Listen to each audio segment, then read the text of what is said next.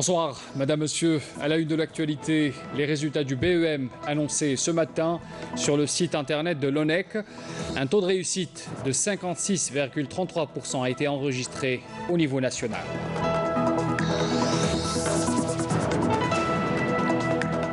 Les dernières hausses de température enregistrées n'ont pas été sans conséquence. Des feux de forêt ont été constatés dans la région de Hamdaniya, dans la wilaya de Médéa, des feux qui ont été circonscrits par la protection civile. À Tlemcen, une usine de transformation de papier réalisée dans le cadre de l'investissement privé national est arrivée à satisfaire le marché national. Elle s'attaque à présent à l'exportation, un reportage à suivre tout à l'heure. Et puis au Maroc, en ces journées de l'Aïd, des manifestants ont été brutalement réprimés dans de nouveaux heurts hier entre opposants du mouvement Hirak et les forces de l'ordre dans la région de Hoceima au nord du royaume marocain. Bienvenue à tous. Pour commencer d'abord ce journal, les messages adressés par le président de la République à plusieurs de ses homologues à l'étranger, à commencer par le Slovène Borut Pahor, à l'occasion de la célébration de la fête nationale de son pays, dans lequel le président Bouteflika réaffirme son attachement à consolider les relations d'amitié et de coopération qui unissent les deux pays. Le président a adressé aussi un message de félicitations à son homologue mozambicain à l'occasion de la célébration de la fête nationale du Mozambique, dans lequel il lui a exprimé son engagement à œuvrer pour renforcer davantage les relations d'amitié et de solidarité que partagent l'Algérie et le Mozambique. Un autre message de félicitations est également adressé au président malgache par le chef de l'État, toujours à l'occasion de la fête nationale de son pays, dans lequel Abdelaziz Bouteflika renouvelle sa volonté d'œuvrer au renforcement des relations bilatérales entre l'Algérie et Madagascar. Et puis toujours à l'occasion de la célébration de la fête nationale de la Croatie, le président de la République a adressé un message de félicitations à la présidente de ce pays, lui réitérant sa disponibilité à œuvrer à la promotion des relations d'amitié et de coopération. Et puis dernier message adressé aussi donc par le président de la République à son homologue djiboutien Ismaïl Omar Guelleh, à l'occasion de la célébration du 40e anniversaire de l'indépendance de son pays. Le président lui réitère sa détermination à œuvrer à la consolidation des liens et de coopération qu'entretiennent les deux parties. Dans l'actualité aussi, le Premier ministre Abdelmadjid Tebboune présentera demain, mercredi, au Conseil de la Nation une communication sur le plan d'action de son gouvernement, adopté pour rappel vendredi dernier par l'Assemblée populaire nationale, et qui vise à mettre en œuvre de nouveaux modèles de croissance économique tout en préservant les acquis sociaux. La principale préoccupation du gouvernement est de trouver des solutions permettant de préserver les équilibres financiers majeurs pour éviter le recours à l'endettement extérieur et renforcer aussi la cohésion sociale et préserver aussi la sécurité et la stabilité du pays. C'était la déclaration de Abdelmadjid Tebboune à l'issue de la session parlementaire à l'APN à l'adoption de ce plan du gouvernement. L'événement de ce mardi, c'est les résultats du BEM annoncés ce matin sur le site internet de l'ONEC avec un taux de réussite plus important, un peu plus important que l'année dernière, 56,33% au niveau national. La joie sur le visage de beaucoup de candidats s'est dessinée ce matin. Salam Kasser.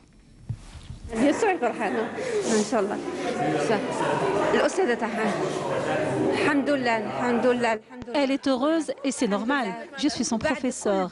Alhamdoulilah, après l'effort, le réconfort et la récompense et la réussite. Ce ne sont pas mes élèves seulement, c'est nos enfants et l'Algérie de demain.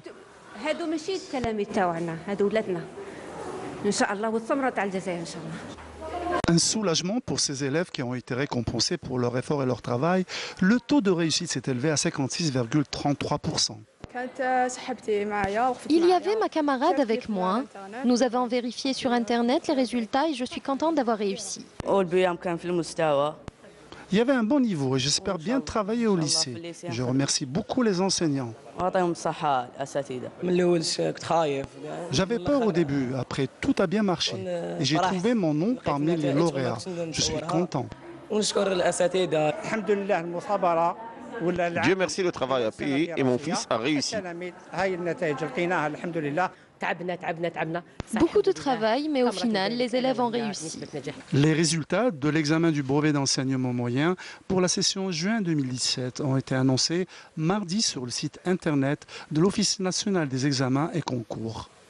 Je n'ai pas douté des capacités de mon fils. Il est à noter que les élèves qui auront obtenu une moyenne égale ou supérieure à 10 sur 20 accéderont automatiquement en classe de première année secondaire sur la base de la moyenne décrochée à l'examen national et celle de l'évaluation continue de l'année. Dans l'actualité aussi, les dernières hausses de température enregistrées ces derniers jours n'ont pas été sans conséquences. Des feux de forêt, vous le voyez sur ces images, ont été enregistrés dans la région de Hamdania. Dans la wilaya de Médéa, des dizaines d'hectares de forêt et de végétation sont partis en fumée, sans perte humaine, fort heureusement. Les éléments de la protection civile ont été mobilisés jusqu'à tard dans la nuit pour circonscrire les flammes.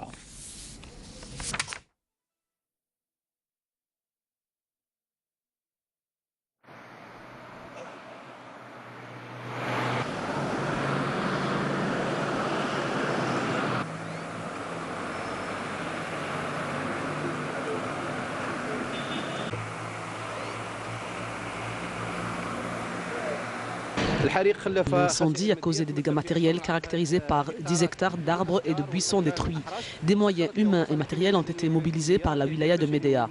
Il s'agit de plus de 18 agents de différents grades, 6 camions-citernes et une ambulance afin de maîtriser l'incendie. Jusqu'à l'heure, nos services n'ont enregistré aucune perte humaine. La nouvelle aérogare internationale d'Alger sera réceptionnée d'ici fin 2018. C'est une nouvelle réalisation qui disposera entre autres d'une gare multimodale comprenant différents moyens de transport, ce qui permettra de faciliter le déplacement des voyageurs. Reportage Rabah Madawi, le récit d'Amal Essiritiela. Nous sommes au niveau du chantier de la nouvelle aérogare d'Alger. Les travaux avancent à grands pas. Ici, tout le monde est à pied d'œuvre pour livrer le projet dans les délais prévus. Il faut que le maître d'ouvrage soit au courant de tout ce qui se passe dans le chantier. Quand il s'agit de la réalisation des grands projets, on rencontre souvent des difficultés, notamment des problèmes techniques, et c'est à nous de veiller à résoudre ces problèmes rapidement pour mieux avancer dans les travaux. Elle sera dotée de toutes les infrastructures d'accompagnement en catering, en fret et en hébergement. La nouvelle aérogare sera accessible grâce notamment aux différents moyens de transport qui y seront mis en place. Nous avons demandé au ministère des Transports de mettre en place une station de métro et une autre de train, ce qui va permettre de faciliter l'accès à l'aéroport. Il y a également le projet de réalisation d'un hôtel dont les travaux de fondation ont déjà commencé et la nouvelle tour de contrôle. De réalisation de l'aérogare, actuellement, on est à 75%. Pour le parking avion, on est à 35%. Le parking véhicule, on est à 25%. 75% c'est l'aérogare. Mais la date butoir de la fin des travaux, l'exploitation de l'aérogare, c'est fin 2018. Une fois réceptionnée, cette réalisation permettra un trafic annuel de 10 millions de voyageurs par an et la gestion de 1800 bagages par heure. Nous allons à Tlemcen à présent pour visiter une usine de transformation de papier. Elle est réalisée dans le cadre d'un investissement privé national. L'unité qui est arrivée à satisfaire le marché algérien s'est attaquée à présent à l'exportation. Reportage Belmehdi Belmehel, le récit de Abdelmajid Makassi. C'est une unité qui est rentrée en production depuis déjà 2 ans. Réalisée dans le cadre de l'investissement privé, cette usine que nous avons visitée s'est spécialisée dans la fabrication et la transformation du papier. Et déjà, elle réalise un chiffre d'affaires à l'export.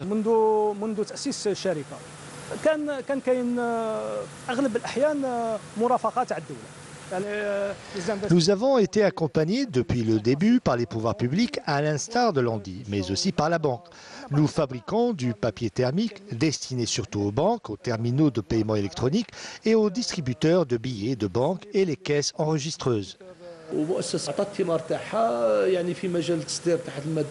C'est une entreprise qui a fait ses preuves, surtout à l'export.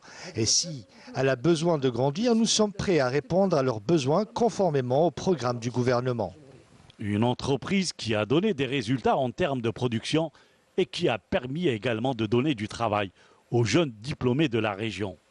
L'administration a fait beaucoup d'efforts pour investir sur la ressource humaine c'est-à-dire nous avons mis le paquet sur une ressource qui est qualifiée pour faire fonctionner le...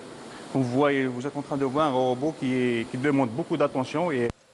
Des postes d'emploi, de la main-d'œuvre, mais également des marchés aussi bien pour la demande locale que pour l'exportation. Des indices et des preuves majeures de réussite pour tout investissement économique. On va vers l'Est à présent. À Skikda, l'exploitation avicole connaît une véritable dynamique en ce moment avec l'acquisition d'un nouveau complexe composé notamment de plusieurs unités de production. Soumia Zawali. Un exemple de réussite dans le domaine de l'exploitation avicole et de la production des viandes blanches, celui de Skikda. Grâce aux mesures et aux incitations de l'État au profit des investisseurs, ce complexe avicole produit plus de 20 tonnes de viande blanche, 300 000 œufs et plus de 100 quintaux d'aliments pour volailles par jour. Une production qui permet au secteur avicole d'atteindre l'autosuffisance. Notre investissement porte sur l'investissement agricole. Notre complexe avicole se compose de 4 unités. Nous avons bénéficié de l'aide de la direction de l'investissement de la wilaya de Skikda. L'exploitation avicole emploie à ce jour 120 personnes à temps plein, dont la plupart sont des ouvriers qualifiés issus de centres de formation professionnelle. Je suis titulaire d'un diplôme de technicien supérieur en froid et climatisation que j'ai obtenu à Borjdib. Travailler dans ce domaine m'a permis d'apprendre et d'évoluer.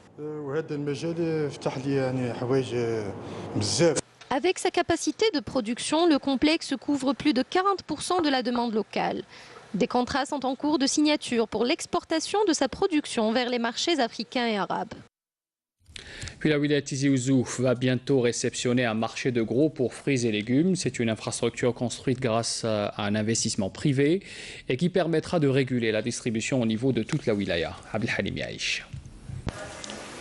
Cela faisait longtemps que la wilaya de Tizi Ouzou l'attendait. Le marché de gros pour fruits et légumes va bientôt ouvrir ses portes. Un projet qui vient après plusieurs années d'attente pour réguler la distribution dans cette wilaya. Le marché a obtenu l'accord de la commission d'urbanisme de la wilaya le 5 juin 2017. Nous espérons qu'il ouvrira ses portes cette année et que l'on règle le problème de la distribution au niveau de la wilaya. Cet investissement privé a été construit au niveau de la route d'évitement sud, loin des zones résidentielles, sur une superficie de 18 hectares. Il comprend 3 espaces de 68 locaux, d'une surface de 50 mètres carrés chacun. Des installations indispensables seront installées, comme des chambres froides, des balances pour la pesée et autres commodités.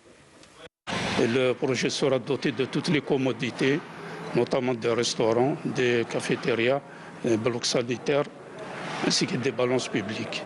Ce projet a nécessité une enveloppe de 800 millions de dinars. Ce marché ouvrira ses portes d'ici la fin de l'année. Il devrait consacrer une surface pour un marché à viande et à bestiaux, ainsi qu'aux produits alimentaires.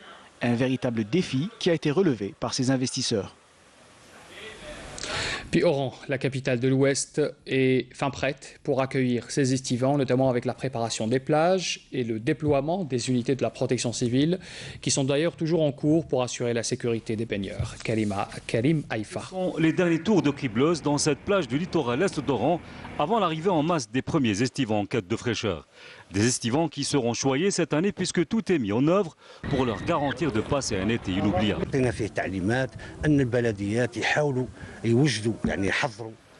Nous avons demandé à toutes les communes de mettre tout en œuvre pour accueillir dans les meilleures conditions possibles les estivants qui sont la source de nouvelles rentrées d'argent pour les communes à travers les taxes d'habitation et les taxes de séjour.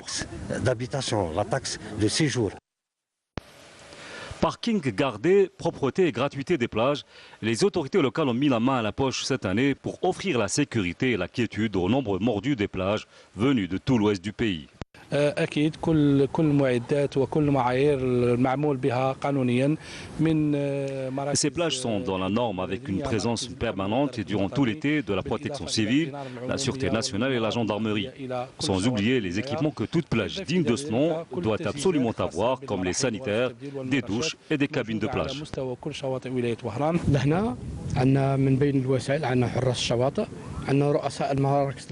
Ici, nous avons des vigiles et des maîtres nageurs avec un responsable professionnel à la tête de chaque centre de protection civile, sans oublier le recrutement pour la saison estivale de plusieurs saisonniers pour surveiller les plages.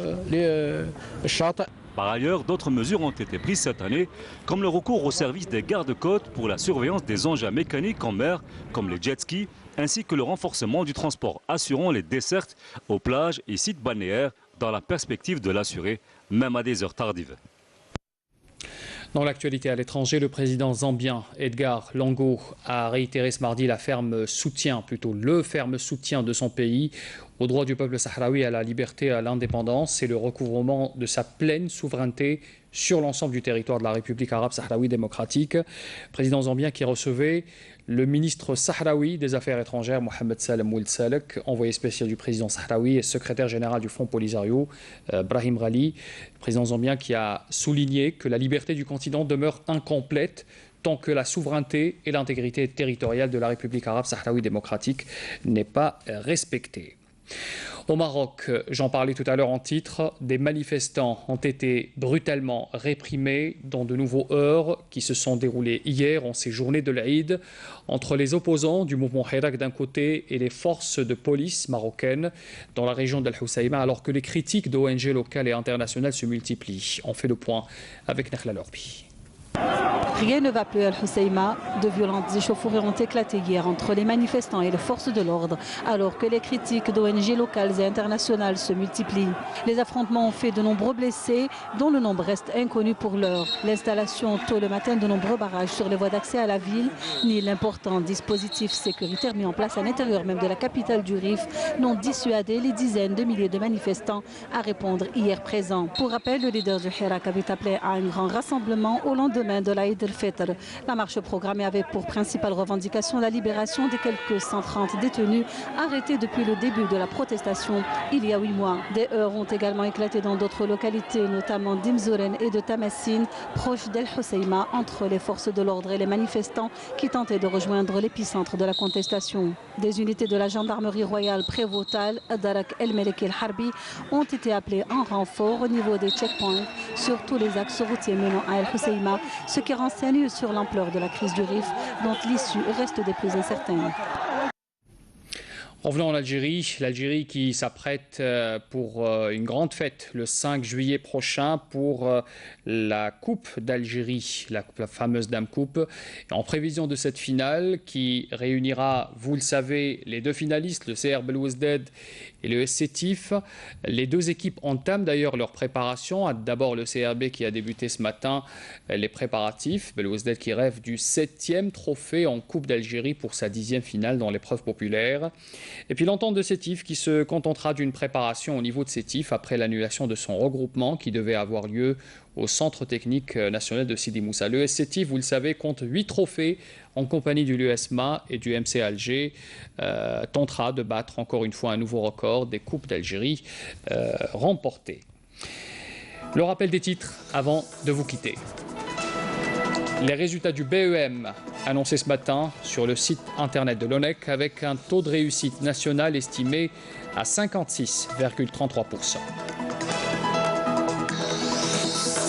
Les dernières hausses de température enregistrées n'ont pas été sans conséquence. Des feux de forêt ont été enregistrés dans la région de Hamdaniya, dans la wilaya de Médéa.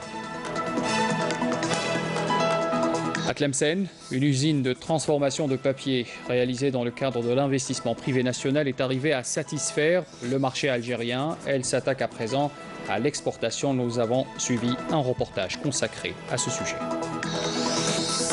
Et puis au Maroc, en ces journées de l'Aïd, des manifestants ont été brutalement réprimés dans de nouveaux heurts hier entre opposants du mouvement Hirak et les forces de police marocaines dans la région d'Al Hoceïma. C'est la fin de ce journal. Merci de l'avoir suivi. Très bonne soirée à tous. Je vous donne rendez-vous demain à 19h.